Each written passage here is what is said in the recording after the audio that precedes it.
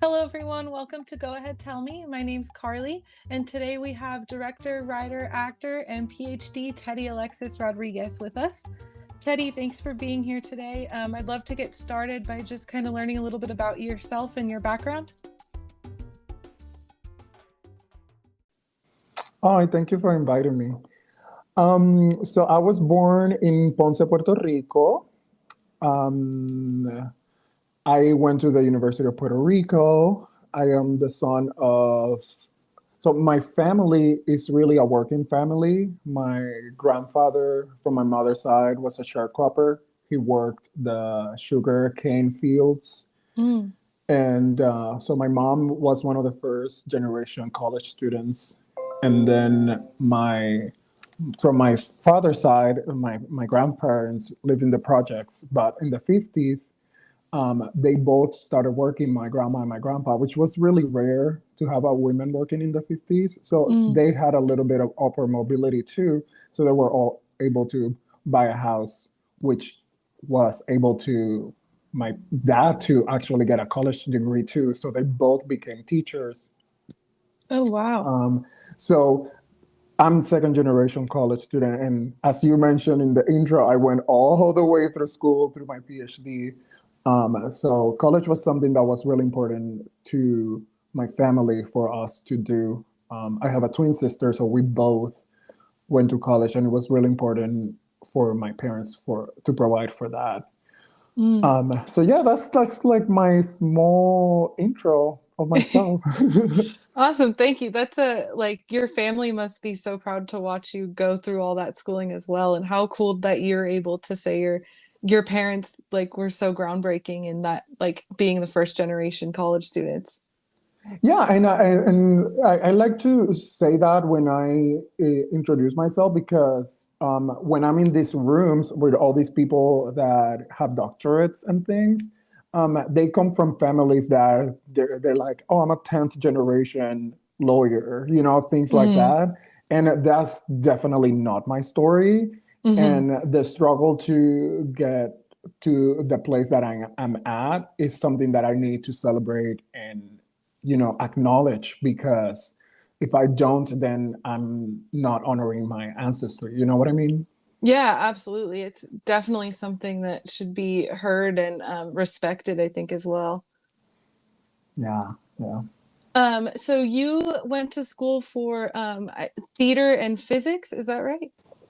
Yeah, so one of the things that I struggled with was what they call a Renaissance person. And I know that now. I didn't know it at the time because, we in this society, where the Western society, where you have to make all these decisions by the time you're like 14, Mhm. that so I'm 14 prepping for what they call here in the United States the SATs, but in Puerto Rico they call it the College Board testing. Mhm. Which my prep, by the way, we couldn't afford any testing or anything like that. Was the sample test that came with it when you enroll? They come with a sample test, and that I just did that test a couple times. Oh, wow. So I didn't know what was going to study. So I did my testing, and I placed top 1% in math in the island. Oh, wow. And my science teacher was like, "That's so good," and I didn't know what that meant. I just felt like I could have got 100, and I was 99th percentile. He's like, "That's amazing." So Yeah. yeah, so I got early admission in the University of Puerto Rico, which is the top school in the island.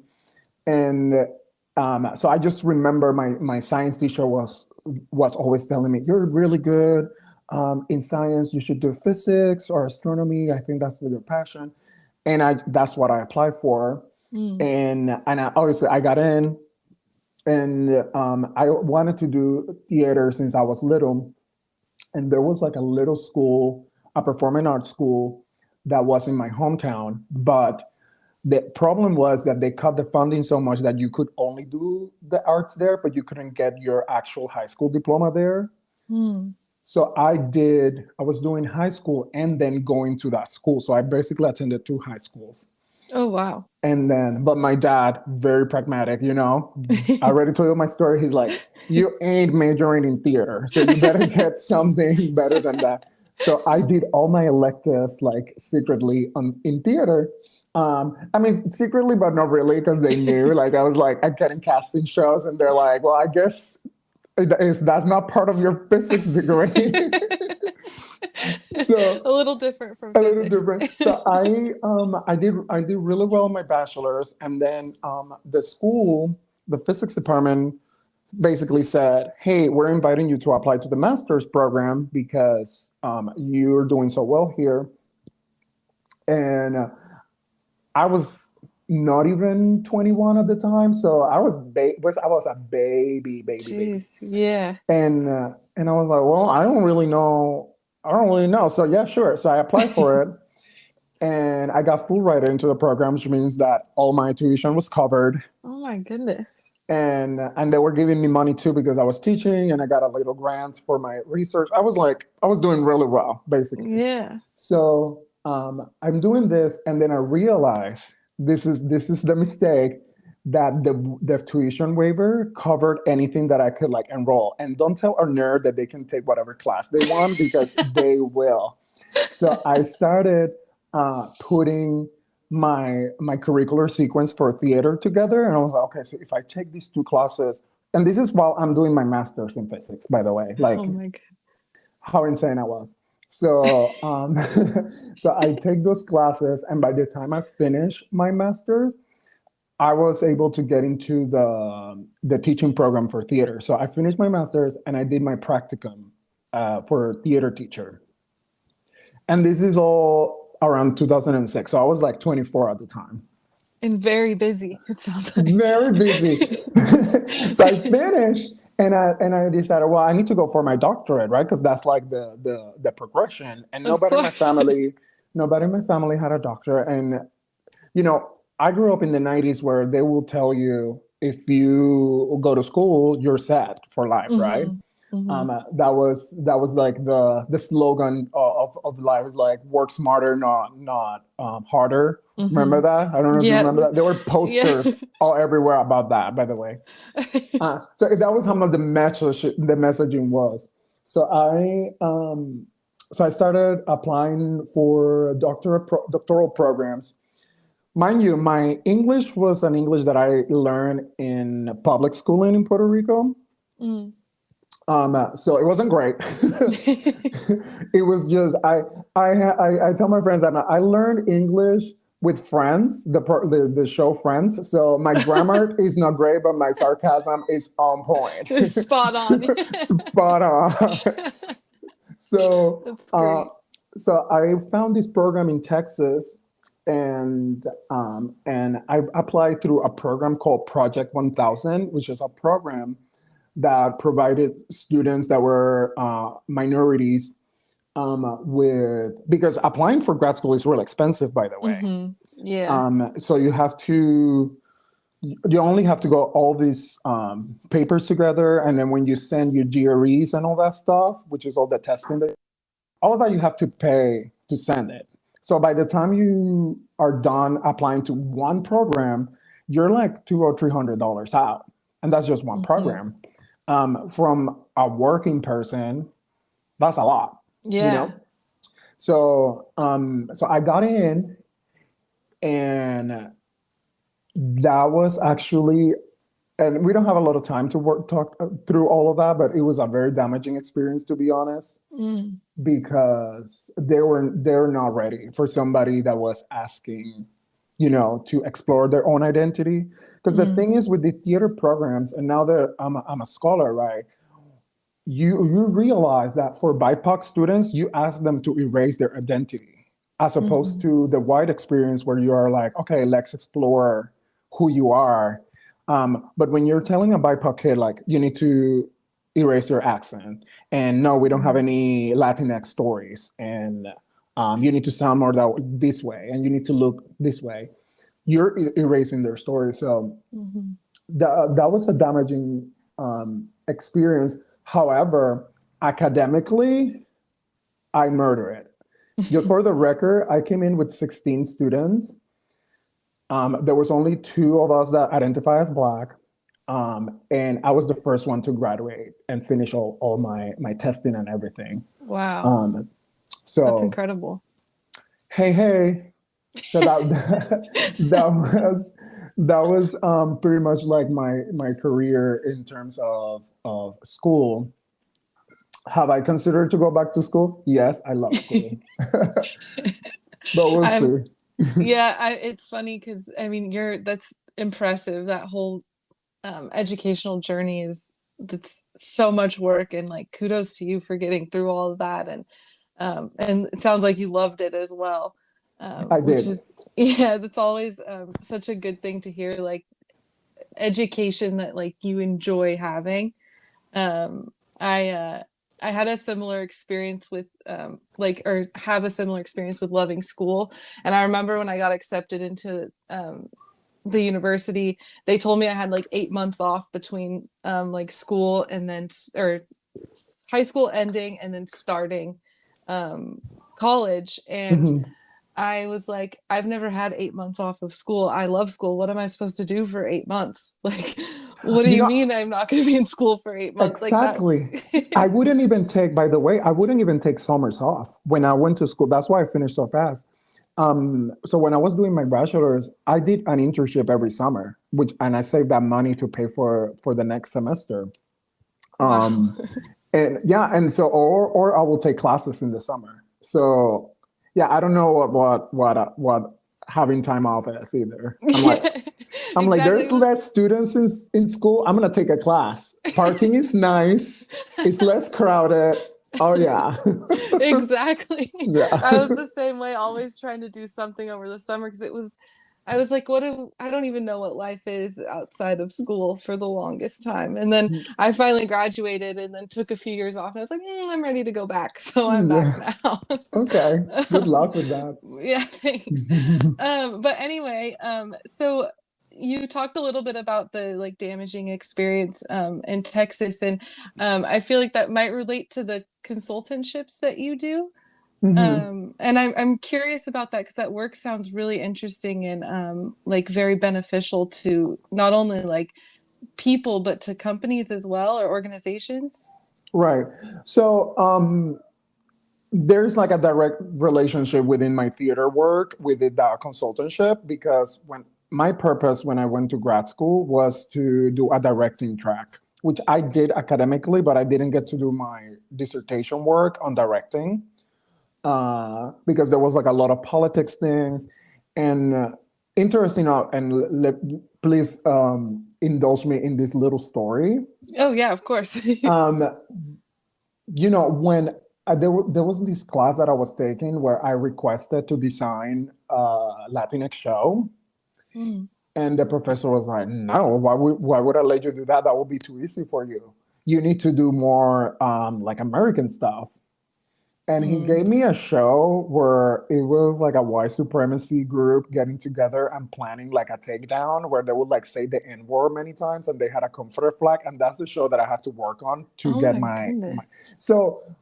So it was like really on purpose, like, we don't want you to explore this. So what I did on the flip side was when I was putting together my research, I put together a program where actually we put identity of the diversity of the students to the forefront, which works from the equity standpoint. So basically what I'm saying is everybody is equal in the room, so they should have equal representation. And I'm not talking about if there's 10%, there's 10% of that Hmm. content. No, I'm talking about if there's 5 groups, all that 5 groups have to be represented equally, right? Because Hmm. just because there's less of me, of my type, quote unquote, doesn't mean that I need to explore less. No, I want to explore equally as the person right next to me. You know what I mean? Hmm. Because we, like, it's, for example, Latinx, we're not a minority. We're being minoritized. Most of the spaces, we are like the biggest group.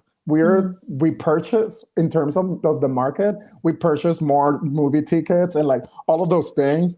So we're just being minoritized. It's not that we're in a minority. So Hmm. I designed that program, and from that I started doing consultantships because some spaces do realize that they have to do better, but they don't know how, right? Mhm. I do a plethora of things. It depends on what the needs. Sometimes it's just as simple as running a town hall for the school because there's a call to action from the students that happened a lot last year. Mm. A lot Oh, I of can imagine. Yeah. Oh yeah, last year was pretty much every other theater school had the students pretty much get together and they just look at their curriculum. They're like, this curriculum is awful. It is not inclusive at all. Hmm. And some schools that actually are completely revamping their curriculum, and that's really fun to do because you get to teach. I get to teach the professors how to do that and how to do it in a way that is multiculturally competent. Hmm. Because for most people, they do believe in what it's called incrementalism, which it means that you keep the curriculum the way it is and you add a couple of BIPOC experiences. And I don't believe in that just because if we talked about how the curriculum was created in the United States specifically, because that's my main market, Hmm. really it was to be completely anti-Black from the get-go. Right. And those things kind of like got a little better. And I know we're on audio, so I'm using quote unquote very bold, that's not really the purpose. The purpose really was to make it harder for Black kids Hmm. and to actually incite anti-Blackness. Because remember when we talked specifically about slavery. Hmm. How do you tell people that that was okay? Because humanly, when we see somebody in pain, we kind of like we're empathize with that. We're like, oh wait, what's happening? But you do it through education. Like, okay, these people are less than us. These people, this is what they get. This is what they were born to do, and you do it through schooling. And so those things just kind of reform into different things, but they're still present. So when I design those things, we keep that in mind. And I mean, they say things like, "Oh, there's these cultures don't have theater." Theater is the most basic art that we all do. Yeah. We just came from the pandemic. When you were not doing anything, what do? You eat food and you tell stories. Exactly. Nothing else, right? So Yep. you're eating and doing theater. So all cultures have theater, and when they every time I see a curriculum and it starts like, and then the Greeks started theater, I'm like, okay, well, we started wrong. Let's start from the beginning. So Yeah. Yeah, storytelling is such a prominent part of like every culture basically. It's everywhere and throughout every history as culture, well. yeah, every culture. I have not encountered, and I'm not an expert on world history, but I do help people design those. Have not encountered yet a culture is like, oh yeah, these people just eat and sleep. Nobody does that. Yeah, Nobody does exactly. that. There's always storytelling. There's always some Exactly. version of we're eating by the fire and telling stories, Hmm. and all of them are really really creative. It's always different. It's always like, and there's always drinks involved, but let's not talk about that because we're in an educational space. All of them like to drink something. The Tainos do it, African, the Spanish, everybody likes to drink. So Well, it makes the stories more fun that way, right? they do. It ups the quality of theater for sure. Oh man, yeah, I agree. Yeah. It's like the podcast where they drink while they're interviewing people too. It's the same concept where it just gets more Yeah. fun the more the further you get into it. Same thing, darling. Same thing. So we talked about the consultantships, but I also want to talk about your work as a filmmaker and actor and writer. Um, Mhm. can you go into that a little bit? I know you had like a film in Outfest recently, and Mhm. then you have something else, or Hell No, is that released already? So Hell No is right now in festivals, and Okay. we're in the middle of our festival run. So film is something that is actually new-ish to me. I did theater, as we discussed. I did theater for many years. So Mm-hmm. I'm a theater director of 20 years of experience. Wow. And Hell No is kind of my debut film because it was the first one to come out, but I did one before that didn't come out. um, so Hell No, which is how we connected through new filmmakers, Mm-hmm. was just in new filmmakers in the LGBT programming in June, which was really exciting. And I was telling my stories about, it's incredible that now film is accessible to me because I did not grow up with a camera or anything like that. Mm-hmm. And I'm sharing, the panels with all these amazing filmmakers. A lot of respect for them, which they were like, yeah, I had a Super 8 when I was 10. I'm like, no, boo boo. I was lucky we had a house. So, um, so I did a lot of theater, and it was a struggle to when I was in undergrad to get cast because I'm LGBT, I'm Afro Latinx, and so I started kind of writing my own stories, which sounded very painful at the time, but it was such a blessing afterwards because now I have such a wealth of written work that I can just like refer back to. I'm like, oh, this can totally be a film, and that's what I'm doing. And with Outfest, I did the 1 minute film competition. We made it into the finalist. We got invited to the gala. So snaps. It was a lot of fun. They gave us free drinks. I love that festival. The way they curate is amazing. And now they're doing their fusion festival, which is Oh with the yeah. BIPOC lens, which is incredible. I like when festivals really reinvent themselves because, these spaces need to have our voices there too. Mm-hmm. So Absolutely. so yeah, with Hell No is pretty much my presentation card as a director, writer in film, and I'm working on other projects. And it's very intimate. It's a story about two brothers that are trying to reconnect. One lives in the U.S. and one is in Puerto Rico, Mm. and how they reconnect and what are the extent of one of the brothers goes to have them reconnect because they're family and family is very important in the Puerto Rican culture. So I Mm-hmm. wanted to showcase that. And it's funny and it has like a sprinkle of horror in it. Oh. So yeah, it's a mixed genre. And do you act in it as well? Yes, honey. Ah. If I don't cast me, nobody does. I was telling the curator. He'd asked me, "How was it acting in your own film while directing?" And I told him, "Honey, as a director, actor, I do exactly what my director wants at all times. So it's amazing." The best actor to direct is yourself, right? Oh my God, like we're like on sync all the time. No, but That's great. seriously, it's all seriously, it's obviously a little bit of extra work because you do have to, put on so many hats. And when I'm acting, I cannot be trying to direct. So, Hmm. but I do have a producer that I trust a lot that we met here when I moved here after Texas. So we have a great relationship. And it's been really healing to express my way in film because the good thing about film is that film reaches everywhere, right? So it doesn't Hmm. matter where I am, I can have my film, across the world shown. Which, by the way, it debuted in Peru. Oh, I wow. never thought I will even travel to Peru.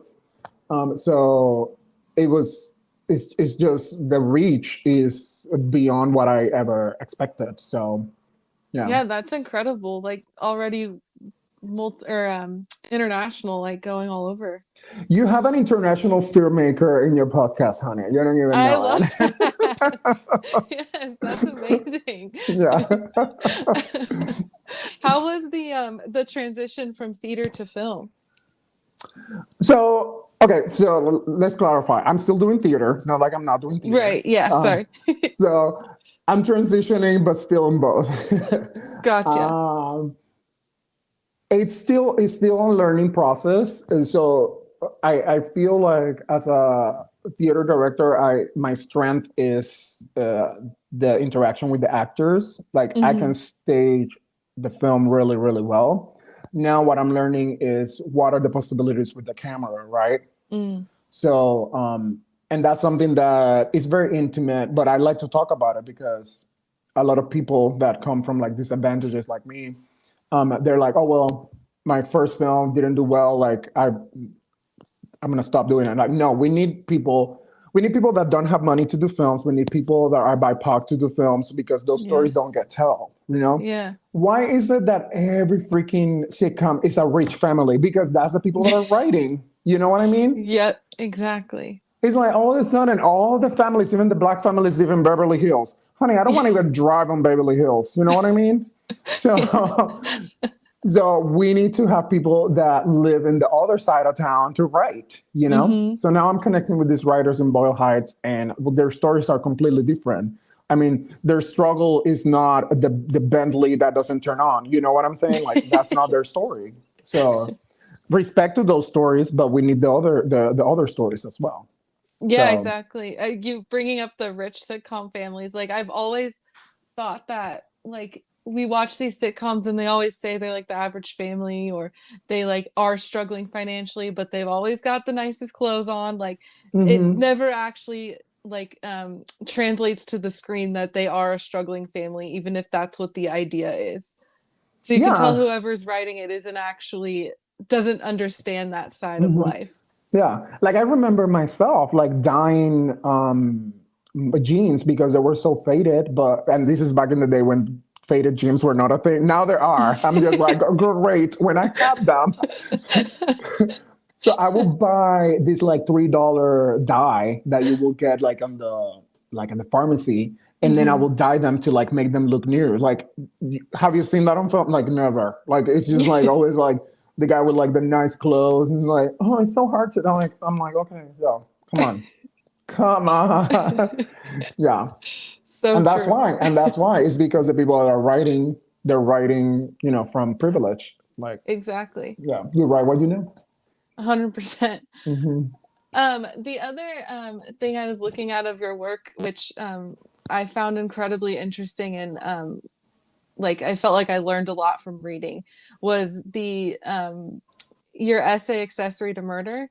Oh, uh-huh. And one thing I wanted to bring up was your part on white silence, Hmm. because as a white person, I'm always trying to learn how what I can do, you know. Yeah. And so I was hoping you could kind of touch on that a little bit and share that part of that essay with us as well, or even, I mean, more of it as well, but that part specifically really caught my attention. Yeah. Well, I'm trying to think how much I want to share today. Yeah, no worries. Sorry, I know it's a loaded question, kind of.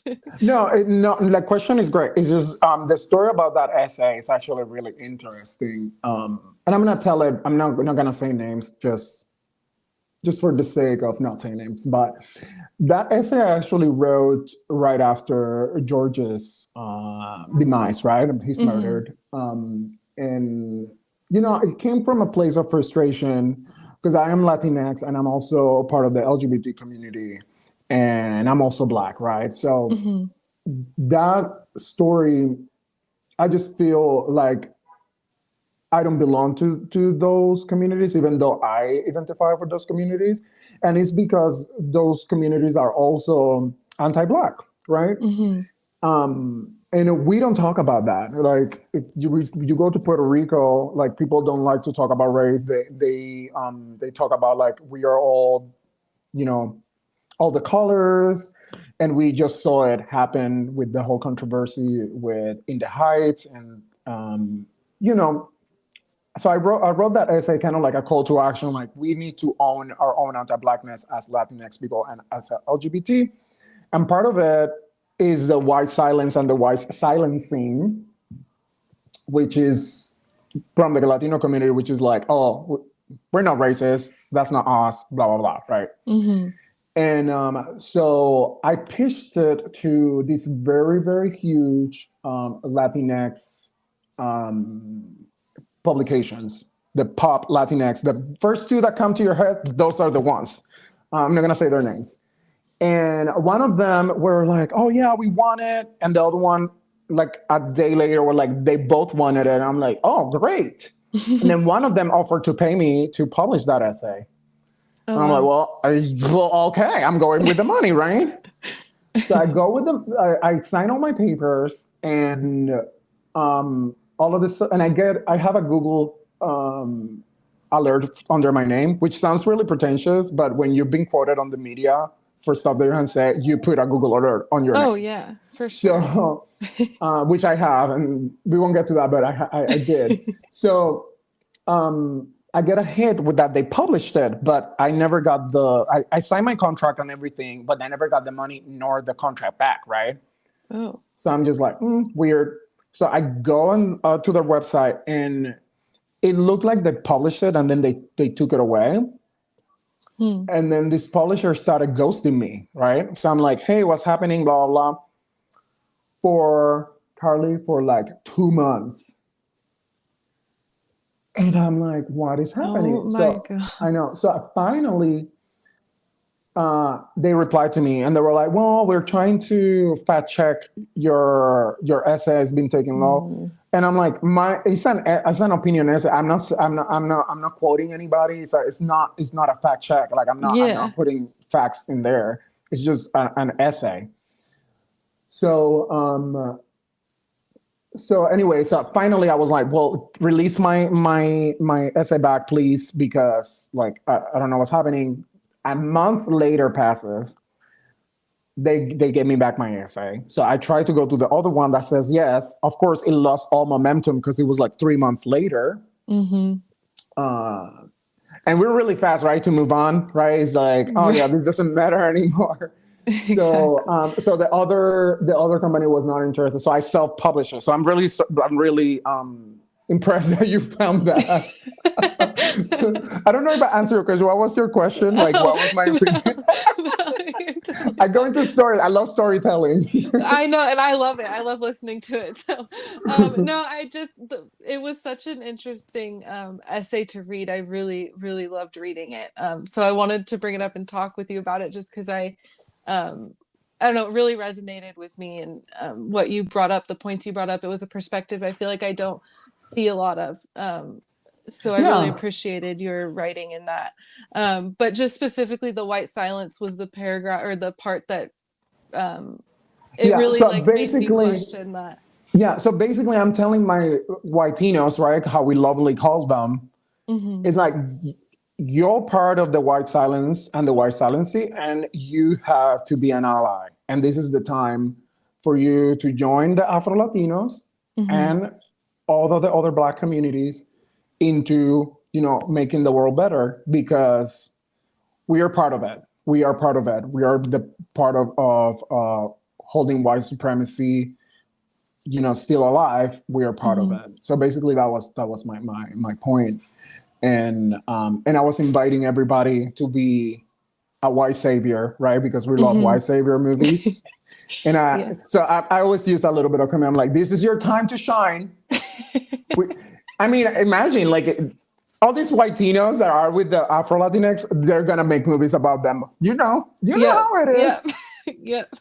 They love the Help and what was the other one? The recent one, the Green Book. They love the movies. Oh yeah, and Blindside, I think, is one of them too that I've seen like that. One way to get greenlit, a white savior movie, honey. Yeah, exactly. That's where it's at. That's where it's at, Latinos. Come on, get on it. But do it in real life. Yes, exactly. That's what I liked about your essay, was just the like a call to action, and like everybody being held accountable for being a part of that. Thank you. Yeah, so I hope everyone listening will try and find it, because it's really, really good, and I hope everyone reads it and takes something away from it as well. Thank you for bringing that up. Thank you. Yeah, of course. Well, That's all I have for you today. I could probably talk to you for another 2 hours. It's been so fun to talk to you. It was so much fun to talk to you. Thank you for having me and giving me some space. I love your podcast. So thank you so much. It's an honor for me to be in your podcast. Thank you, Teddy. It was an honor to have you here. I hope everybody listening enjoyed that episode as much as I did. Be sure to follow us on Instagram and share episodes with your friends. Talk to you all soon.